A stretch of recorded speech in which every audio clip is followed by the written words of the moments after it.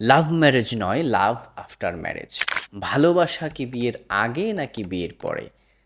আজকাল অমুসলিম দেশগুলোর মতো বাংলাদেশেও প্রচলনটা শুরু হয়েছে যে কথায় কথায় বলে এটা কি লাভ ম্যারেজ নাকি অ্যারেঞ্জড ম্যারেজ।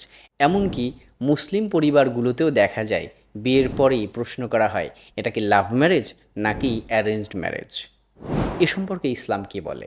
লাভ ম্যারেজ কি ইসলাম সমর্থন করে? চলুন জেনে নেই। সাধারণত বহির্বিশ্বে বা অমুসলিম কান্ট্রিগুলোতে দেখা যায় যে লাভ ম্যারেজ তথা ভালোবাসার বিয়ে এই কথাটির বেশ প্রচলন রয়েছে। তারা বিয়ের আগেই সম্পর্ক তৈরি করে, লিভ টুগেদার বা একসাথে বসবাস শুরু করে দেয়। ইসলামী শরীয়ত এটাকে পুরোপুরি হারাম করেছে। বলা যায় ইসলামে লাভ ম্যারেজ বা ভালোবাসার বিয়ে এর চিন্তাও করা যায় না, বরং লাভ আফটার ম্যারেজ অর্থাৎ বিয়ের পরের ভালোবাসা এর সুযোগ আছে। বিয়ের পরে যত সম্পর্ক ও ভালোবাসা স্থাপন করবে তত সওয়াব পাওয়া যাবে। এই সওয়াবের কথা এতটুকু পর্যন্ত চিন্তা করা হয়েছে যে নবী করিম সাল্লাল্লাহু আলাইহি ওয়াসাল্লাম বলেন, স্বামী যখন স্ত্রীকে দেখে মুচকি হাসে, আল্লাহ তাআলা তাদের দুজনকে দেখে মুচকি হাসেন।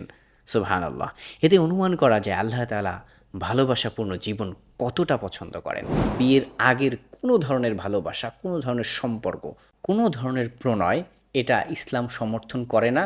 এটাকে ইসলাম নাম দিয়েছে জিনা।